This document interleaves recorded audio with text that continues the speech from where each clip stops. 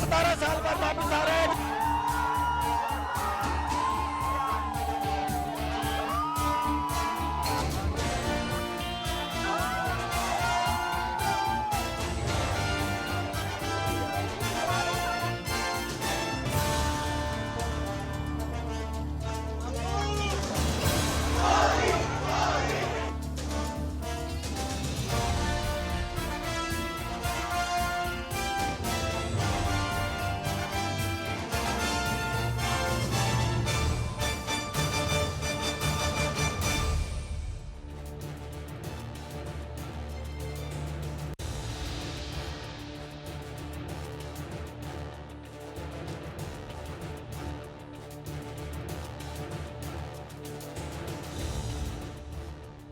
It's been a glorious homecoming for the men in blue. After suffering the ignominy of defeat in an ODI World Cup final last November, Team India finally ended their 13-year World Cup drought in Barbados. The win against South Africa in the nail-biting T20 World Cup finale last Sunday gave the Indian men's cricket team its first ICC tournament win since the Champions Trophy of 2013. Joining me now to revisit India's historic triumph and looking ahead to the future is the legendary Farooq Engineer, former Indian cricketer and commentator, cricket analyst Joy Bhattacharya and sports journalist Sharda Urga and Gaurav Kalra. Also joining me from our Mumbai bureau are a bunch of cricket enthusiasts in our very own newsroom with Hormuz Fatakia. Parikshit, thanks a lot for that, and it is indeed a momentous occasion. As you just mentioned, 11 years of waiting for an ICC title finally coming to an end over the weekend in Barbados, and I have with me our team of cricket enthusiasts, Jerome, Anurag, Rachna and Surbi joining in. But I'll start off by asking Mr. Engineer. Mr. Engineer, first of all, it's an absolute honor to have you today on this broadcast. And for cricket followers like us, there is no greater privilege than to hear words of wisdom from you. And I have to start off by asking you, sir, what does this win do to the morale of a team like India, having suffered so many defeats right on the cusp of victory? Because does this instill a lot of belief now that, yes, we can win crunch games too? Because there have been so many instances in the past, the World Cup semi-final of 2019, the 2 World Test Championship finals, the World Cup final itself last year. Now, do we get this belief that, yes, we can and we have this ability to win crunch games as well? Yes, thank you for your kind words, and namaskar to all my brothers and sisters in India. I'm as proud a Desi as anyone is, although I live in Manchester in Cheshire, but I'm very, very much an Indian and exceedingly proud of our boys, what the boys have achieved. In 1971, I missed the ticker tape welcome when India beat England in England and the West Indies for the very first time. As the whole team came back with Wadekar and Gavaskar and everybody, I had to drive up to Manchester with packed tandoori chicken in my hand because I was playing a Lancashire-Yorkshire game the next day. And as I went out to open the innings the next morning, blurry-eyed because I had reached home at about 3 o'clock in the morning, I got a standing ovation from the whole Old Trafford packed audience and from all the Britishers mainly. And that brought a tear to my eye that, I've just literally shoved their country the day before. And here it is, they themselves are giving me a standing ovation. So it was a wonderful feeling. On your question of whether it's increased the morale, I think the Indian team is such a strong team. I said in my, when I got the Life Achievement Award a couple of months ago in India from the BCCI, I said I got a standing ovation from the present Indian team, which meant a lot to me. I received lots of honors here at Old Trafford, which is the background. They've got a hotel suite named in my name and a stand and all that. But to get recognition from your own Indian team and from your own country is nothing beats that. And I said at that time that this is the best Indian cricket team that's ever played for India, and I meant it. And the boys have just proved my point.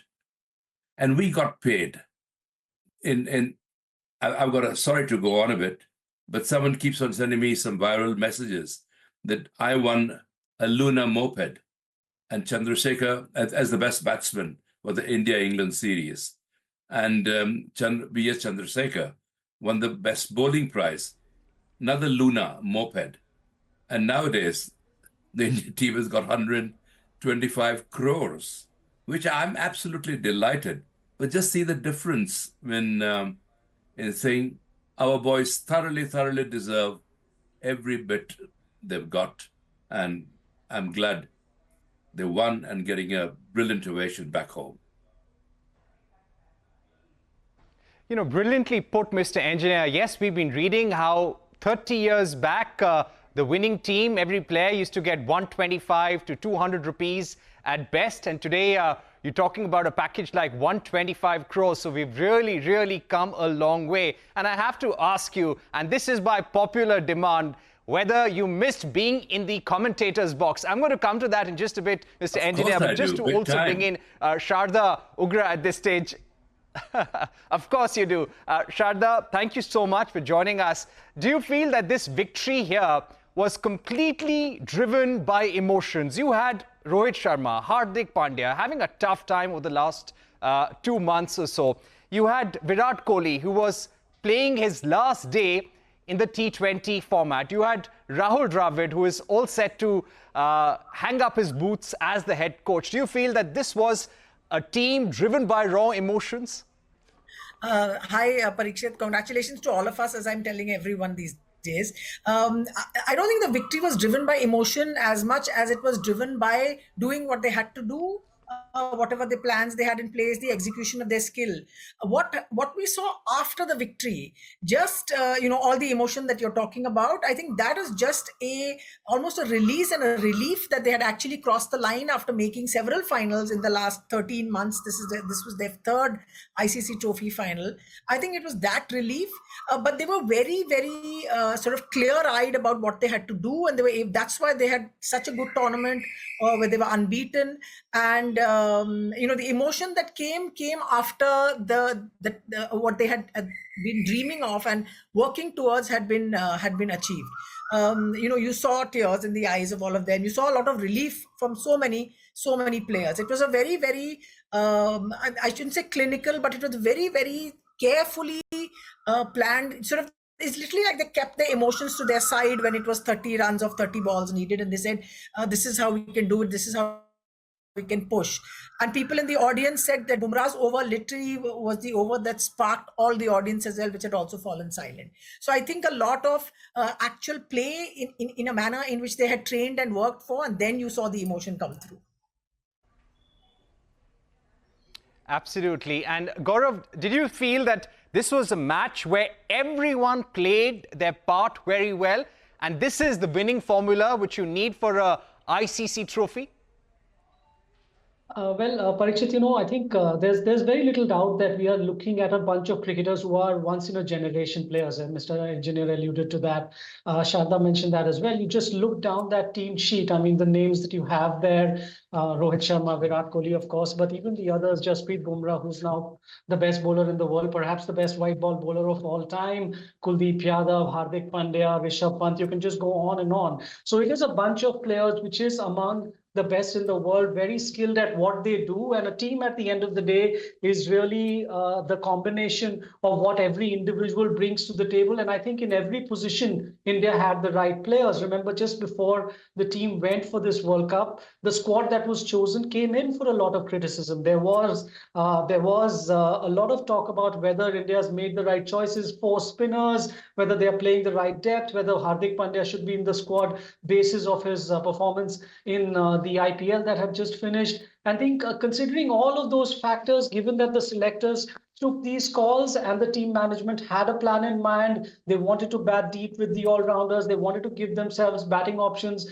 right to number 8 and an additional bowling option. I think from that point of view, it was as much a victory of emotion and all of that as it was of planning and execution and the ability to think through scenarios that they are likely to confront at every step and coming through at the end of it with success. Remember, it's a game of very very fine margins. David Miller just times that a little bit better in the final over, and it's suddenly 10 left to win of 5, and South Africa get past the line, and then we are not talking on the same lines. So I think whenever we assess a sports team, we've got to keep all of that in mind. However, from an Indian perspective, you've just got to celebrate a moment like this, because just like what Shadda said, all this disappointment seems to have been swept away. We all of us remember 19th of November 2023, not a very long time back, how that made everyone in India feel and how this makes people feel. And how the tide turns indeed, right? From November of 19th to June the 29th, the complete contrast in emotions, as you mentioned, Gaurav. Absolutely, we completely take that point. But since now that with the victory done, now the focus shifts to the road ahead as well. Now with the stalwarts of the game, with Rohit Sharma, Virat Kohli, Ravindra Jadeja bidding farewell to the international T20 format. Now what next for Indian cricket? And my colleague Anurag had a question on that. Yes, Mr. Kalra, as you said, we had the right players at the right time. Now talking about the future, do you think Hardik Pandya can be the next captain? He's now the #1 all-rounder. Or do you think there's some other player who can fill in the boots of Rohit Sharma? Well, just before you go around calling me Mr. Kalra, please remember everyone else on the panel is a lot older than I am. So you'll have to go with Mr. and ma'am for everyone. Apologies, sir. Other than that as well. But I think there's no doubt in my mind that Hardik Pandya will be India's next T20 skipper. I think there were question marks. In fact, he was on the road to being India's T20 captain before. I think there was a change of thinking after the ODI World Cup, and Rohit was put back in that role. But if you look at just in terms of his credentials as a leader and the success he's had as an all-rounder in this team, and the fact that as Rohit's deputy, he obviously played a big role, I have no doubt that going forward, the 2026 World Cup, he is the leading contender to be India's T20 captain. Of course, there are the likes of Surya as well as Rishabh Pant in the mix, and Jasprit Bumrah, of course, not to forget him. But I think in my mind, Hardik is a little bit ahead of each of them and should logically be India's next T20 captain. But, predictions in Indian cricket are at your own peril. Right. Let me go across to Joy Bhattacharya as well. Joy, do you believe that somewhere the winning combination had a lot to do with the good relationship between Rahul Dravid, the head coach, Rohit Sharma, the captain, and also Ajit Agarkar? About 6 to 7 months ago, Rahul Dravid was all set to hang up his boots as head coach, but Rohit Sharma called him up and requested him to continue. Do you think these three people together charted the vision and the victory formula, so to say? I think they had a large part to play in it. Thanks. Look, there are 2-3 factors you look at it if these are involved out here. First is the fact that it's not just about the three of them. Ajit definitely, as the chairman of selectors, had a long-term vision. And I think when the story was unfinished for us, literally in 19th November last year, they decided that they needed to complete it. I genuinely feel that had we won in 2023, 19th November, perhaps Virat and Rohit would not have had the energy to come out here and want to do this again. They might not have. But what happened is that I think they wanted so much to bring this for India that they were very clear about it from the very start. And I just loved the way they did it. And for me, I think the most important thing is not that they were the greatest of friends, which they were, but the fact that a lot of senior players put seeming differences aside because they wanted to win this for India. And at the end of the day, that was more important to them than anything else. You see, in Indian cricket, a lot of people talk about, this camp and that camp and all that. And I think what I really enjoyed about this campaign was the fact that the topmost players of this country put it aside and said, that's not why we started playing cricket. We started playing cricket because we wanted to win a World Cup for India. And all of those guys got together, put their egos, put whatever differences were aside, and made it happen. And I think, it's a great story to say that they are great friends. I think it's a greater story to say that it doesn't matter that they're great friends or not. For them, winning this for India was more important than anything else. And I think that is something that I've really enjoyed. And the way they've done it is absolutely fantastic.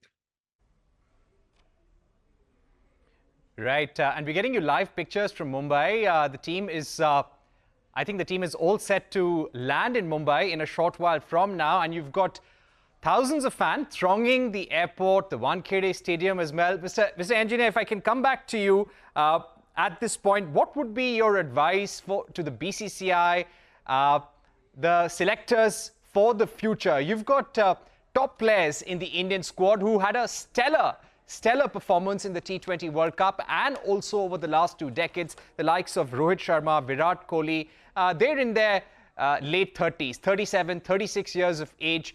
Now, going forward, what does the young generation need to do better? What do the selectors really need to think about for the future? If there were certain takeaways from this T20, what would those be according to you? Fortunately, our cricket is in very, very good hands. Starting with BCCI, I think they've played a splendid role. Jay Shah and his team have done tremendously well for BCCI. The selectors, Ajit Agarkar and his team, have done a phenomenal job.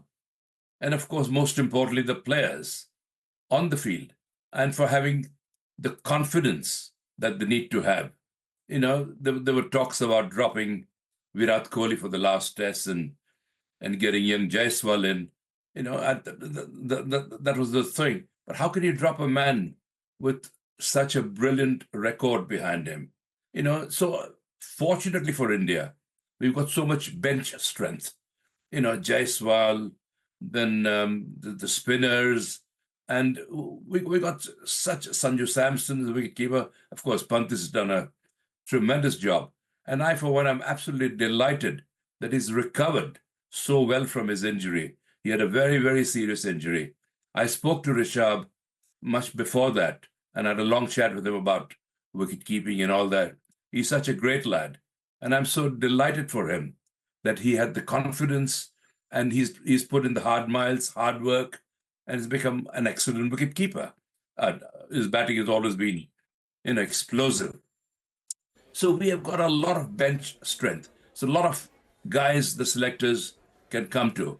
Of course, we're going to miss Rohit, Virat, and all that. But, we've got the finest fast bowler in the world in Jasprit Bumrah. We've got the finest spinners in the world, Kuldeep Yadav and all that. So, our bench strength, I keep on repeating bench strength, is absolutely fantastic. So selectors have got a lot of choice. And just keep on doing what you've been doing. And more and more victories will follow because we got a tremendous, fascination for cricket in our country. Cricket is religion in India. And I am thousands of miles away, but still I breathe every breath with the cricketers and with its supporters. So, Chak De India, keep on doing the great work you've been doing. We Indians are very, very proud of you. No better words of comfort for followers like us that Indian cricket is in very safe hands, and that too from who other than Mr. Engineer. And as he rightly put, right, this victory is as much of the bowlers as it is of the batsmen, because it was the bowlers who have brought the team out of near improbable situations, even in the final, even in the game against Pakistan. And my colleague Surbhi had a question on that, exactly on that. Yeah, sure. So this question is for Sharda. As you spoke about Bumrah's, performance. So in Indian team, the batting lineup was always considered to be the strength of the team. But lately, we have seen that the bowlers have literally outdone themselves and have literally won matches for us. So do you think that we are, kind of building on that? And do you also feel that, somehow they are not as, celebrated as the, the batting lineup? Thanks for that question. I am a big champion of bowlers in cricket per se. And I think in the last, say, maybe 5-7 years, you've seen a massive change in the quality of the Indian attack across formats. So you're talking about Test cricket as well, which is why we are able to win Test matches overseas and Test series overseas. And I think Bumrah's performance, Akshar Patel's all-round performance as well. You've seen, I don't think the bowlers are in the background anymore. The discussions that don't tend to happen about them is that should a bowler be a captain rather than a batsman? So you're saying Hardik Pandya at one level, but why can't it be Jasprit Bumrah as well?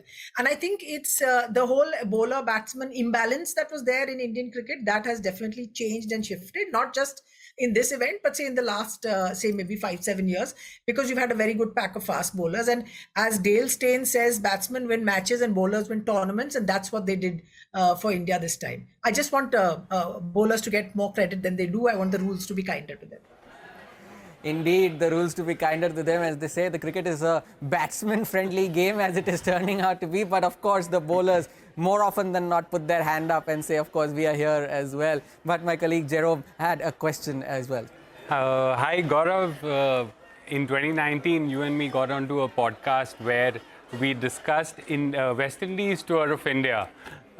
Post that tour, our immediate conversation was on the 50 overs World Cup, and I remember you clearly saying that they're not just preparing for the 50 over World Cup, but they're going to look forward to the T20 World Cup too. Was this expected that this team would go ahead and lift this title? Well done on remembering what I said back in 2019, Jerome. I often struggle to remember what I said yesterday, but just try. I'm surprised it's taken this long for India to win a World Cup in this format. I mean, you've got to remember India is.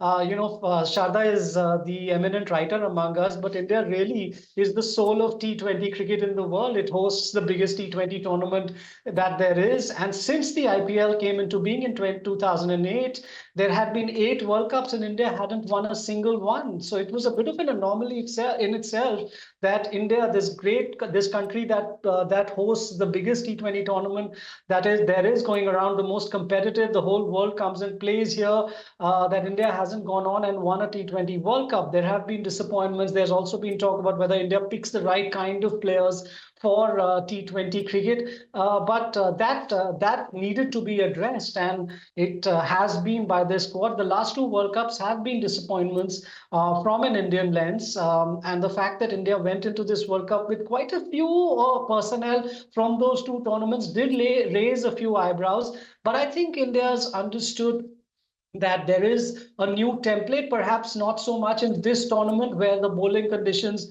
where bowlers got a lot more than you usually get in T20 tournaments. But going forward, I think India has several players who can be called the T20 first generation, Jerome, and I think that is going to make a selection very interesting going forward. Will India start to identify players who are just going to play white ball cricket? For them, you've got the likes of Abhishek Sharma, and look at the squad that is actually now going to Zimbabwe. And I think you're going to see you're going to see teams that are significantly different in white ball and red ball cricket. And I see that with the quality of players that India produces in T20 cricket, there's no reason why they're not going to win a bunch of World Cups over the next 8 or 10 years. Remember, the T20 World Cup is every 2 years. So that gives them that many more opportunities to win. Right. Great to hear that, Gaurav. Let me also go across to Joy now. Joy, as Gaurav was pointing about, having horses for courses, having a different set of players who specialize in every format of the game. Do you also believe that we need to go in for different captains, different coaches, split coaching as well, have a coach for every format of the game? Look, I think some countries have tried it. England has tried it, and they've been pretty successful in the sense that what they've got in terms of absolutely changing their white ball game and to a certain extent playing their test match cricket in a much more exciting way. There's no problem at all. Remember one thing, I mean, Indian cricket is a full-time job. I mean, Indian cricket, other than the 2 months of the IPL, they're literally playing 10 months a year.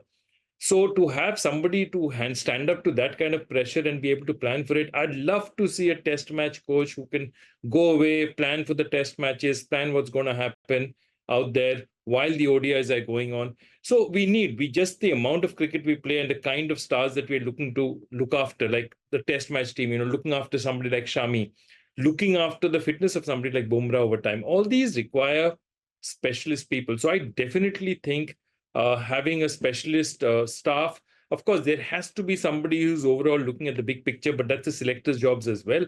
They're looking at the big picture, and somebody, perhaps the most senior coach, has an eye out over what is happening over both formats. But look, don't kill the man, whoever's doing it. I think they need to have a situation where they divide this responsibility up.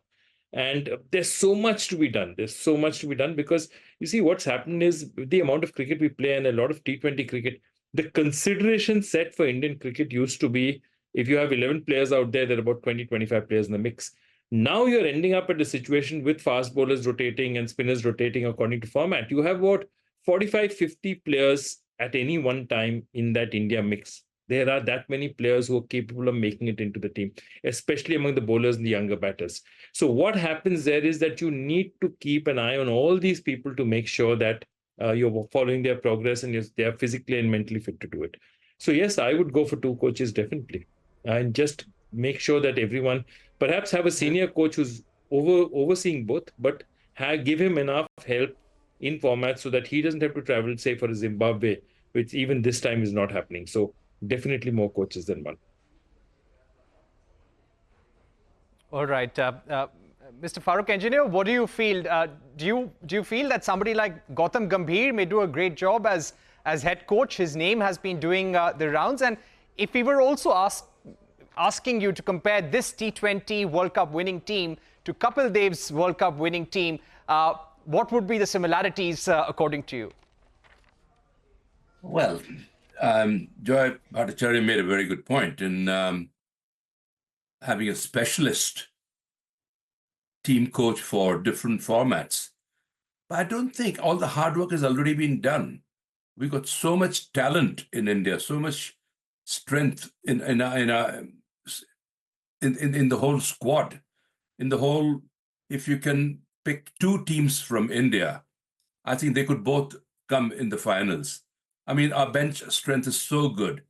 You know, people like Shami and all haven't had a look at even but I mean, we got some great bowlers, great batsmen, great wicket keepers. So we got two. India can field two teams. So the hard work has already been done, thanks to people like Ravi Shastri and now Rahul Dravid. So Gautam Gambhir, if he comes, I wish him all the best. But I think he'll inherit a lot of team confidence, a lot of potential, a lot of talent, already proved talent. India are not short in confidence by any means. You know, we believe in ourselves. We have always done. We are a very proud nation. And I think all the players strictly believe in themselves. They believed it from the beginning that we are going to win this T20 World Cup. And in spite of the late, surcharge, when South Africa needed only 30 runs in 30 balls, I mean, they choked. But all credit to people like Jasprit Bumrah and Suryakant Yadav, who took that magnificent catch, and Hardik Pandya's good bowling. Of course, it was a team effort, but these three stood out in the end and showed our country and the cricketing world that what a solid team we are. We are not short of confidence at all. So whosoever inherits Gautam Gambhir, I think we should stick with our Indians. Why go to foreigners? We've crept to foreigners far too long. I'm disappointed that in the IPL, so many foreign coaches are there. We've got talent in India. We've got Indians who have tried and proved themselves. So give our ex-players an opportunity to sort of, be the managers, team coaches or whatnot, because they've proved their merit. They're ex-India cricketers, so they're solid performers. So why look for foreigners? If a foreigner is absolutely outstanding, but I can't see any foreigner being so much superior to any of our Indian ex-players. So for God's sake, stick to our people, who speak our language and think our way, because this is very important to make the players feel comfortable in the dressing room.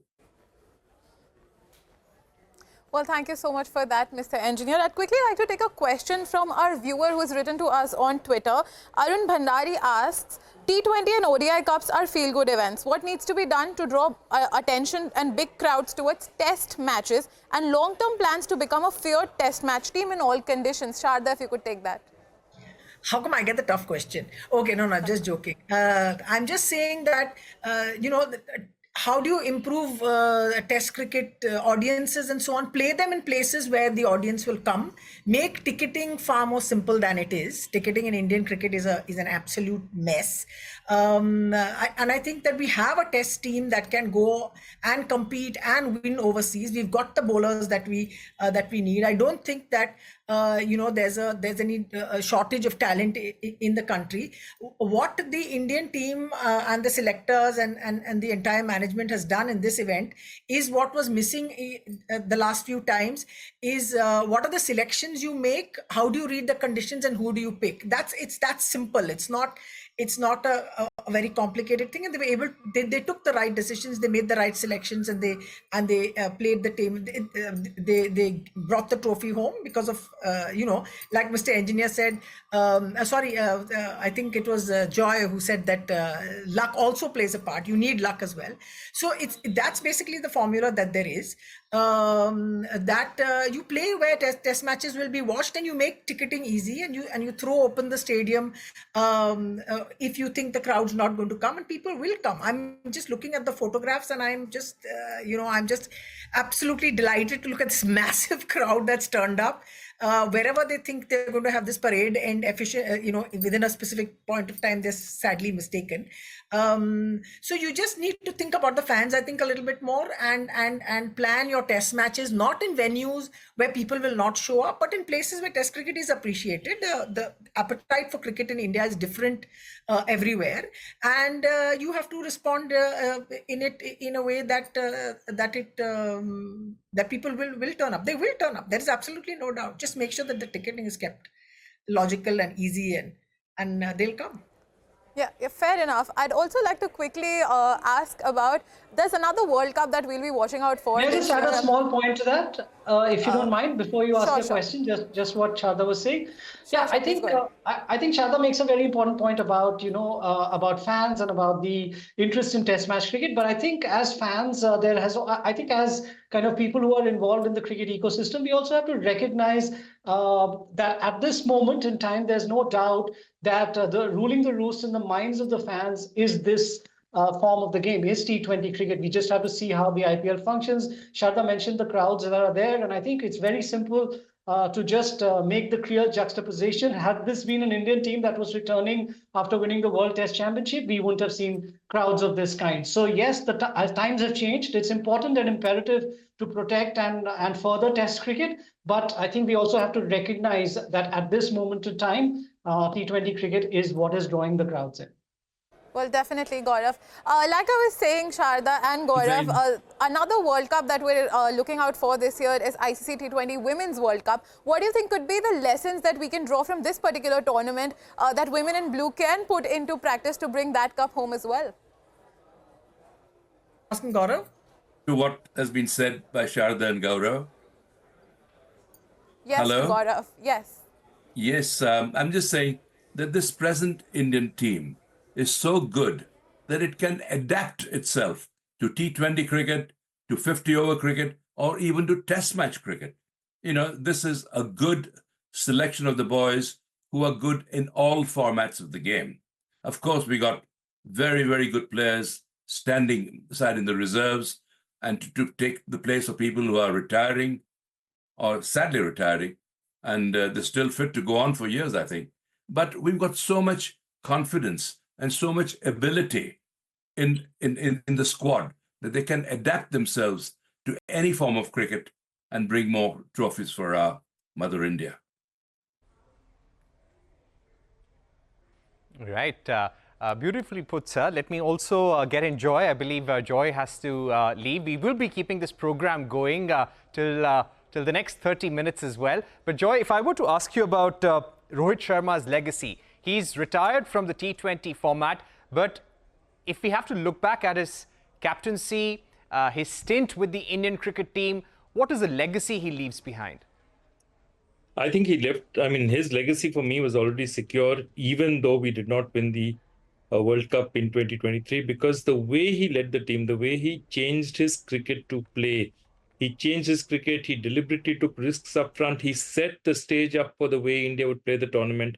And we won 10 games in a row because of that, because he just so much fearlessness he brought to it. so much passion he brought to it. And I think that's the thing that he's brought here again. And remember one thing, that every captain has his own style. I mean, Dhoni is a captain, cool. But Rohit Sharma is a favorite among players, because Rohit Sharma is he's just such a warm and endearing personality. And I remember, it's a very interesting thing. In 2018, there was an IPL happening. No, it was 2018 or 19. And at that point in time, Kuldeep Yadav was off form. He was just not, it was not working for him in the IPL. And, whatever it is, had happened sometimes that the, teams don't balance out. And at that point in time, Rohit was playing for Mumbai, Kuldeep was playing for Kolkata. After the match, Rohit goes, meets Kuldeep, spends time with him just to understand what his issues are and to just give him that boost, because he knows that Kuldeep is a huge weapon, and not just for Kolkata, but for India. And he's somebody who's a huge part of India's success in the future. So Rohit is that kind of guy. He'll look out, find the guy who's quiet, find the guy who's not having a good time and make him happy. And therefore, the warmth, the obvious affection that players have for him. I mean, if you see the way when, Virat was walking up and suddenly Rohit smiles and, just gives him that hug, there was just so much genuine feeling and emotion in it. It was just, it makes you think about how well not only has he led this side, but how much feeling he has for this. And I think Rohit's legacy, we used to talk about him being the greatest IPL captain ever. I'm so delighted that he has a World Cup trophy also in that cupboard of his. That legacy will be, because he is one of my favorite cricketers, and he's a favorite cricketer of so many people. That's absolutely right. Thank you so much, Joy, for joining us. Let me also ask about Suryakumar Yadav, who took that catch, and that was a very important catch in the tournament. Sharda, what did you feel about that moment? I thought it was over when the ball went into the air. I absolutely thought it was over. And then suddenly pops out at the bottom of the screen. And I have no idea. I cannot fathom what was going on in his mind, if anything was going on in his mind, or he's just responding, as to how he was able to make those 2-3 steps, which in turn you're looking at, if you're looking at it later on, is that you have to know at what speed you're running, you have to know at where you are. So there's that spatial awareness that you need to have. It was just an absolutely crazy moment. And the fact that he was able to pull that off and say, we practice and that's why we knew we could do it, is just, I'm thinking if that catch had 9 times out of 10, 8 times out of, I think 7 times out of 10, he would have dropped it. Or something would have gone wrong. Not dropped it, something would have gone wrong. His foot would have gone over the rope. We don't know. But it's just a question of how much of drive and belief there was at that point that we are in this. We can get this. This game is ours. This title is ours. That he just literally went ahead and did it. It's just an incredible moment. And I also remember a story. I was told that in 2009 he missed out on a IPL contract with Rajasthan Royal because of his bad fielding, and Shane Warne got very angry. So you look at how he's sort of changed himself to become this match winner, this incredible fielder. He was made to. They had 4 fielders that occupied what they call hot spots where the catch was going to come. Him, Aksar, Virat. But there was no logic, like your brain was not functioning, your mind wasn't functioning when you saw that catch go up and you saw him take it. Is absolutely incredible. He's going to live off this for the rest of his life. It will be remembered.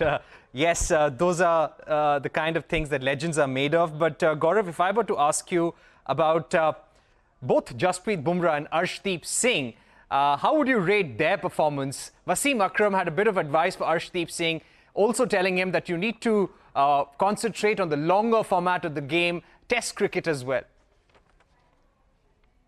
He's still a young man. I think he's made his way into the national team, obviously on the back of his exploits in the IPL. He's also had success at domestic level. And there's very little doubt that here's someone who's got all of the skill sets that you need and the mental makeup, because in those kinds of situations where he was called upon to bowl, he came in and did exactly what the team required at that point in time. Remember, he's had a little bit of experience at T20 World Cup level. He's played a couple of World Cups. He was in the World Cup in Australia. He was in the World Cup in Dubai. So it isn't this condition, these scenarios weren't completely alien to him.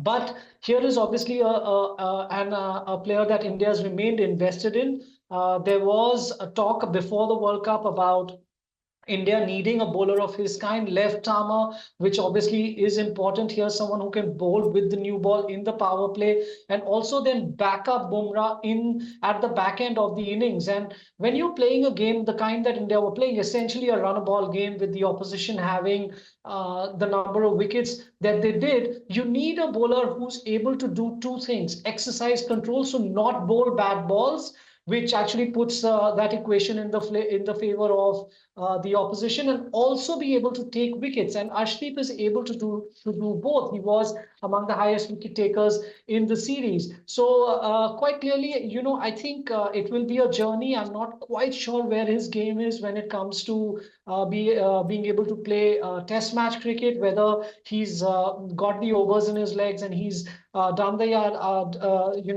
He's ready to play what they call days cricket, which is bowling 15-20 overs in a day. He's played a little bit of county cricket, so he's experienced that. But again, there's someone who's really, really young. I mean, just 3 or 4 years ago, he was part of the team that won the Under-19 World Cup, along with Rahul Dravid as the coach of that team. So he's come along well, but he's got still a long way to go. Obviously, is now permanently has the tag of being world champion in front of him.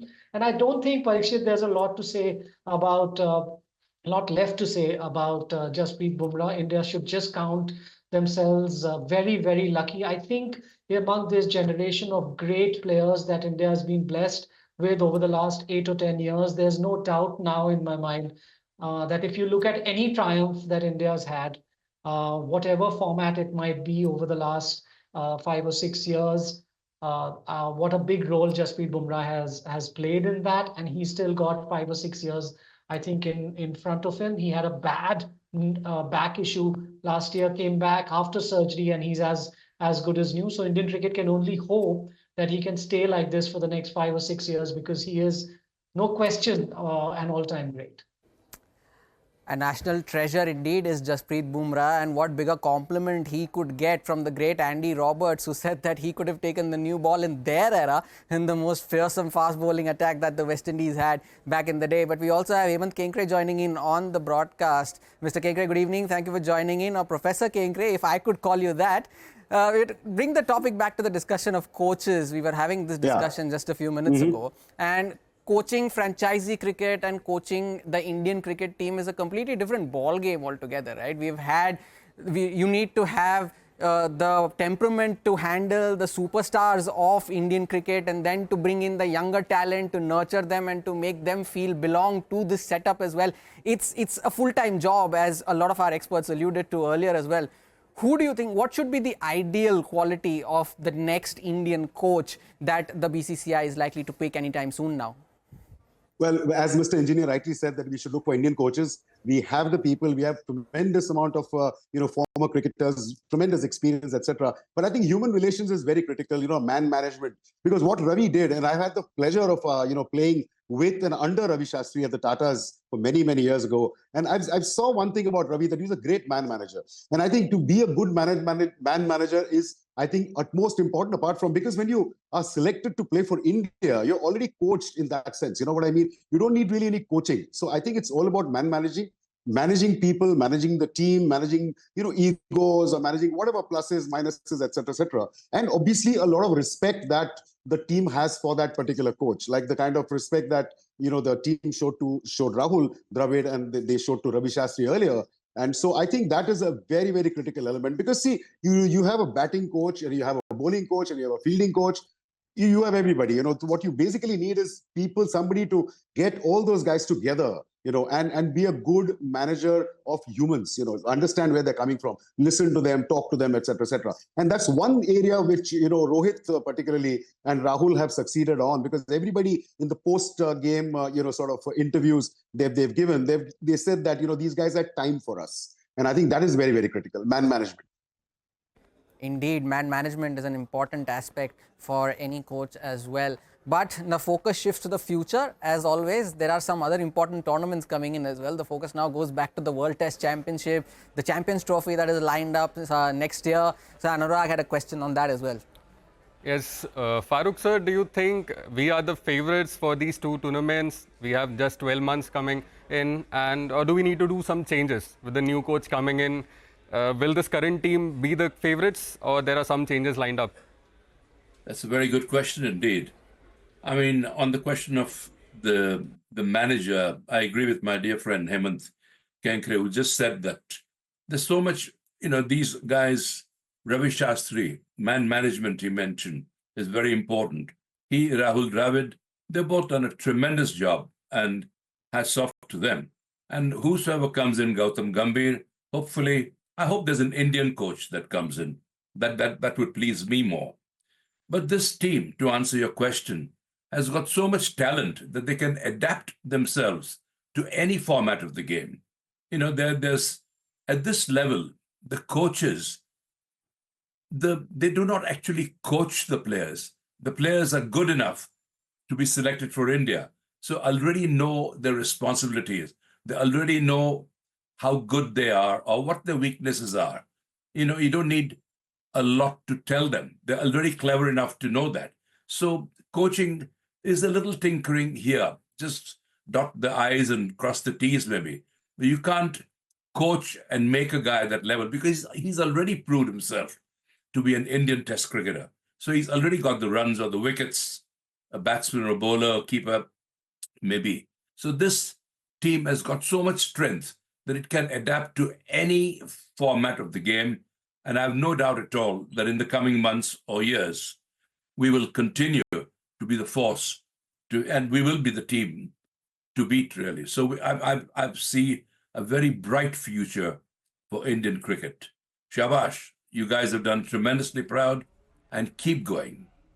I have no doubt you'll bring more kudos to our Indian cricket. We hope so too, sir. We hope so too. But Gaurav, if we were to ask you about probably some of the shortcomings, maybe not the best time to speak about them, but if we had to look at the future, and if there were certain points which you feel we need to strengthen in our cricket ecosystem, what would those be? Well, if you look at, for instance, one area where India would want to have a little bit more reinforcement is the area that of the all-rounders. I think besides Hardik Pandya, there isn't really a fast bowling all-rounder in India that the selectors feel extremely confident about. There is Nitish Reddy, who played for the Sunrisers Hyderabad in the IPL, and he was originally included in the squad that's going to Zimbabwe, but has been pulled out because of injury. Shivam Dube, the selectors aren't, the team management didn't seem very confident about his ability as a bowler in this tournament. So I think that's one area which is a small area for India, because in T20 cricket, it always helps to have multi-skilled players. And I think India will want to see if there is a way to find players of that kind. It hasn't helped that there is a rule in the IPL called the impact player rule, which means that you can actually substitute one of your players out in the second innings, which means that you can play more specialists, and as a result don't need all-rounders. And as a direct consequence of that, teams don't develop all-rounders which can serve Indian cricket. So small things like that, Parikshit, always, sport, and Mr. Engineer and Hemant, they've played cricket at a very high level.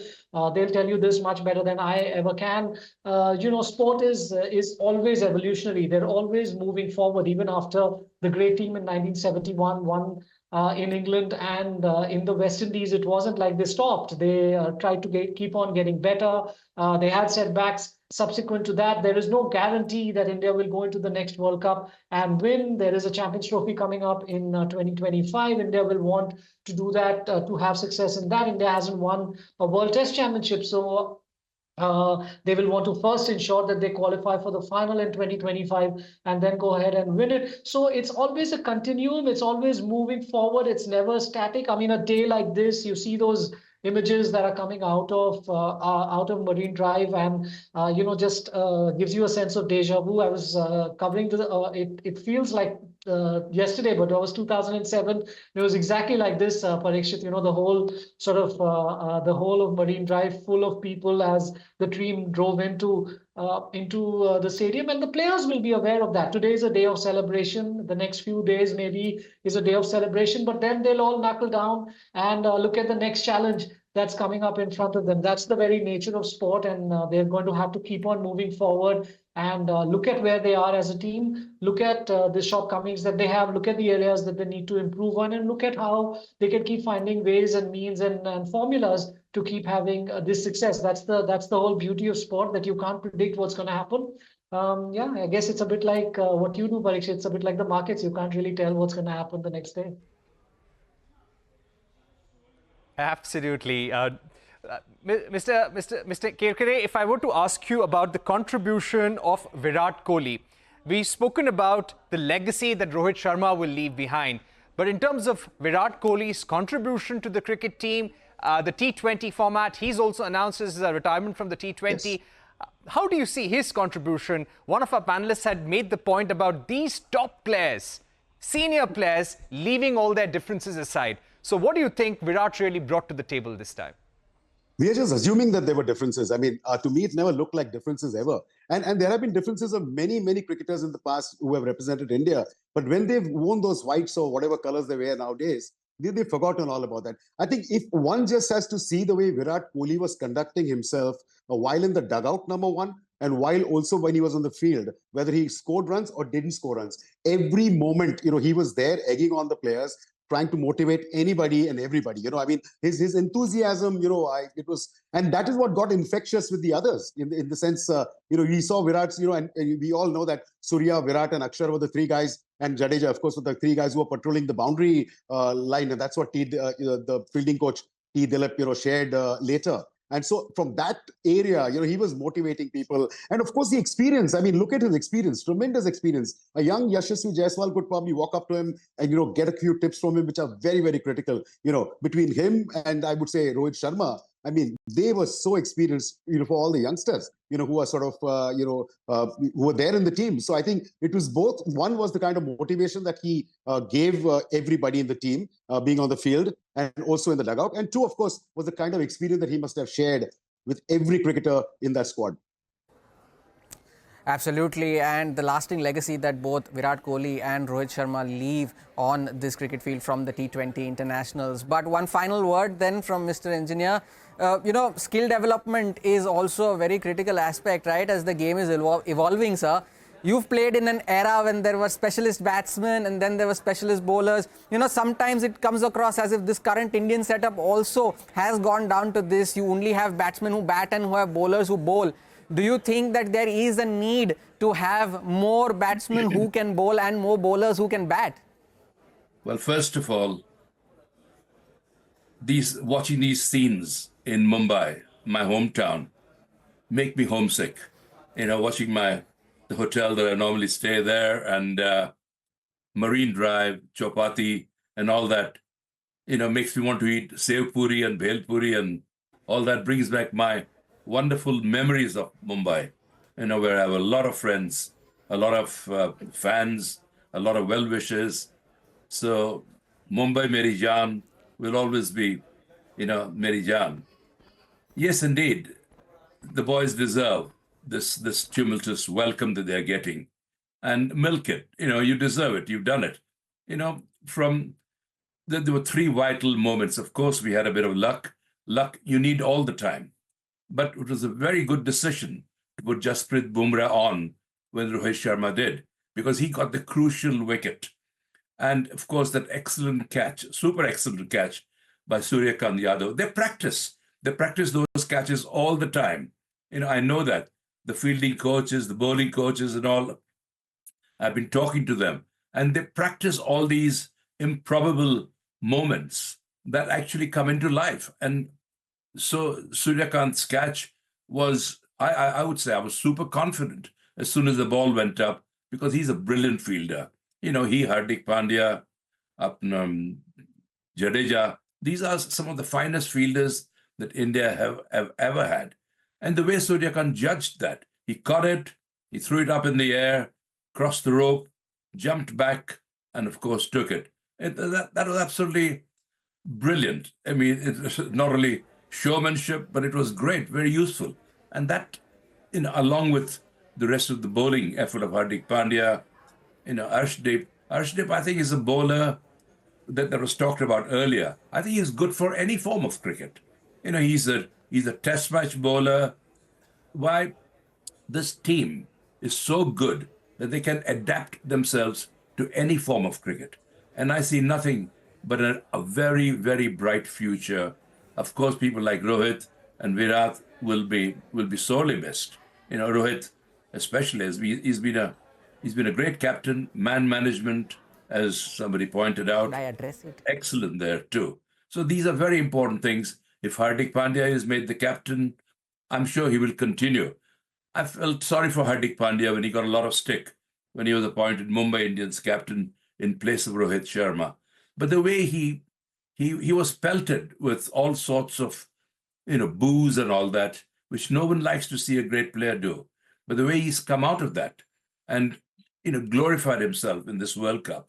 So Hardik Pandya will be very warmly received if he's captain of Mumbai Indians or whatsoever. But all these players combined have so much talent and so much they're good in any form of cricket. So let's continue, hopefully, with an Indian coach and this great Indian team for a long, long time. We got so much bench strength. We have cricketers in very, very good hands. Gaurav, would you like to take that point forward? The need to have a longer tail and the need to have an additional utility bowler as well, because the 2011 team had that. You had a Raina, you had a Yusuf Pathan to chip in every time a bowler had an off day. But do you see that in the batting department as well?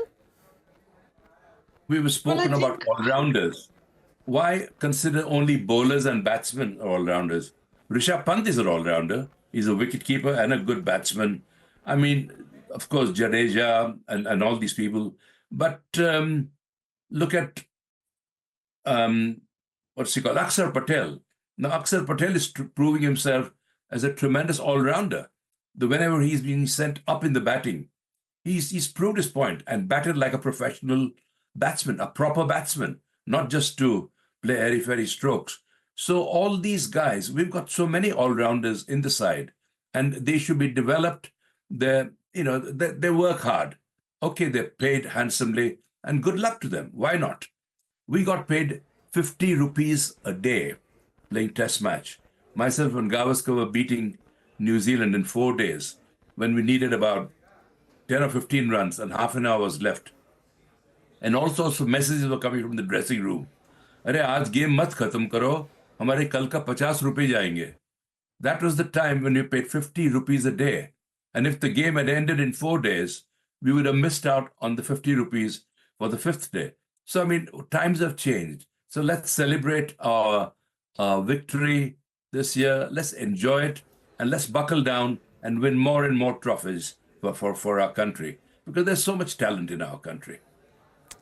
Absolutely. And Gaurav, would you like to take that point forward?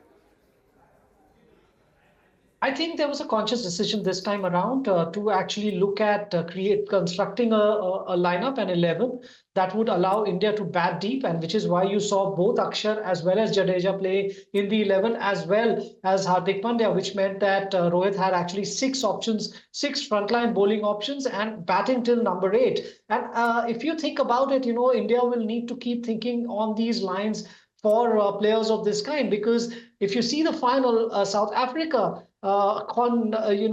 in complete contrast, actually played only specialists. So they batted Marco Jansen at number 7, and Marco Jansen was probably batting one spot too high for him. And in the end, that ended up costing South Africa, because if they had someone who's a little bit more skilled as an all-rounder batting at number 7, then Jansen at 8 and Maharaj at 9, they have deeper batting. So I think these are the kinds of things that team managements and coaches get paid for and are going to have to keep thinking about. And this is whoever the next coach is, whether it's Gautam Gambhir or whoever else, is going to think about things of this nature, because like you correctly pointed out, 2011, India won the World Cup because they had several players in that top order who could bowl. But, I think this is perhaps not the time for Indian cricket to be thinking about this. This is a time for celebration.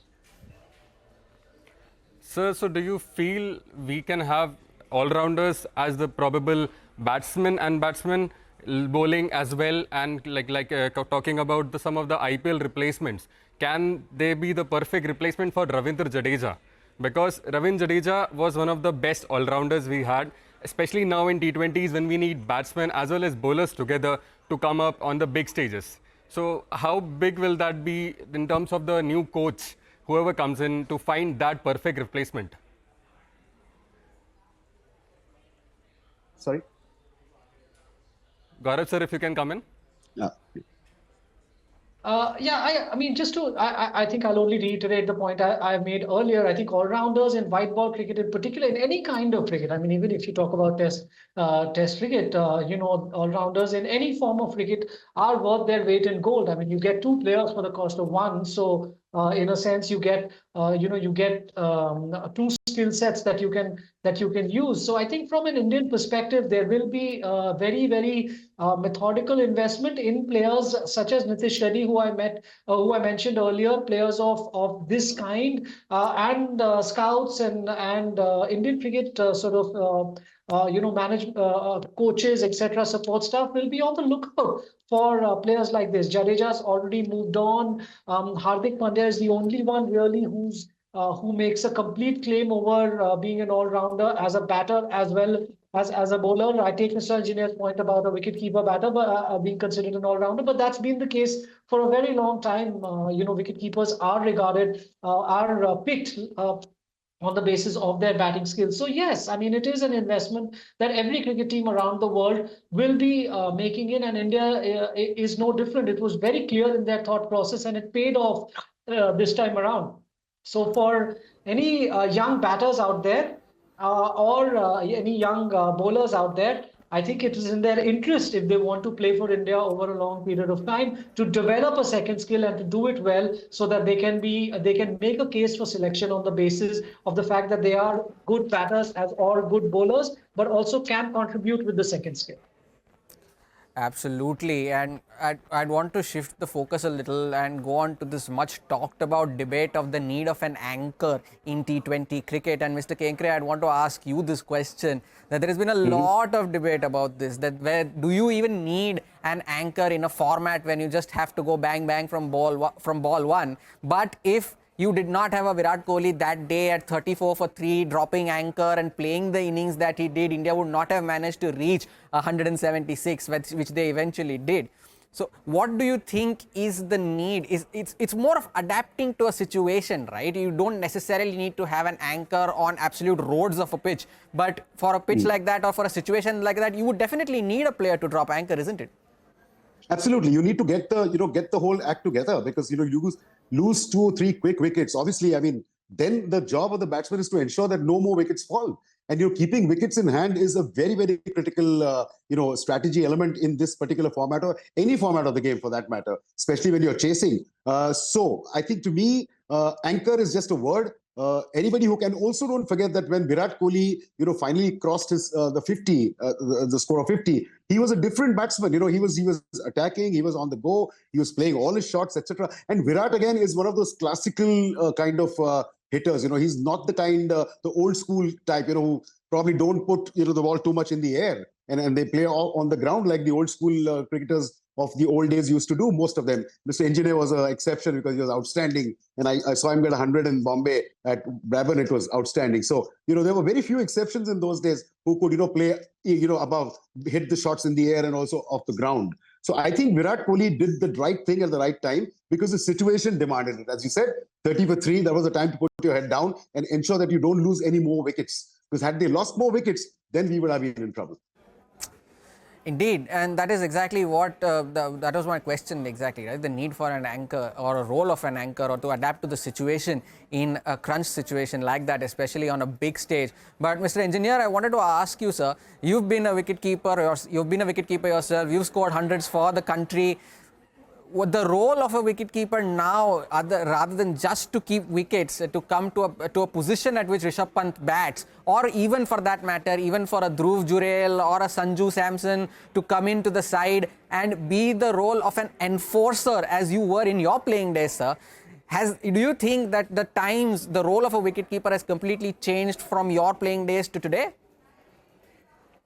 I think from my time, I'm proud to say so, that from my time, before me, wicketkeepers were purely wicketkeepers.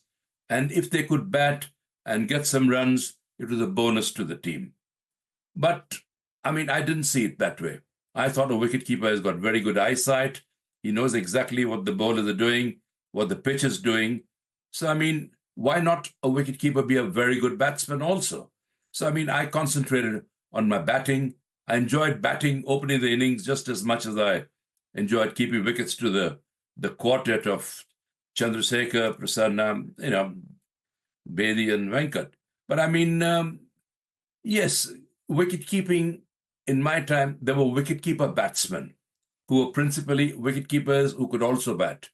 But from my time onwards, there have been batsmen wicket-keepers because more and more one-day cricket has been played. And at that stage, you need the wicket-keeper to step up. He's got good eyesight, he's got good reflexes. So why can't he bat? Good sense of balance, all the ingredients required to be top-class batsmen. So from then on, Dhoni, Rishabh Pant, and all have been batsmen wicketkeepers, not wicketkeeper batsmen. They're better batsmen than wicketkeepers, with due respect to them. In our time, there was wicketkeeper batsmen, but it's batsmen wicketkeepers, with more and more one-day cricket being played. In Test match, I would always prefer the best wicketkeeper to be there because a drop catch could be very, very expensive. But in T20 cricket or limited overs cricket, chalta hai. If you drop the odd catch, but if you're going to score a quick 30, 40 or a 50, that would be just as important to the team. So why not? Wicketkeepers these days are practicing their batting, which I'm delighted to see. I would love to see a top batsman, also a top wicketkeeper. And that would be, the icing on the cake, of course. So, God willing, all these guys are there. Dhruv Juvel, you mentioned, he's an excellent player, attacking player. But Rishabh Pant is young, and he's got a good few years to go. I was a bit disappointed with the retirement of Ravindra Jadeja because he's so fit. I mean, Virat Kohli is also so fit. Rohit, I can understand that he's won everything now, and he's given it all to Indian cricket, to Mumbai Indians and all that. So I can understand that. I hope Rohit's experience is utilized by India in a coaching facility format or whatever, if Rohit has the time and the inclination to do it.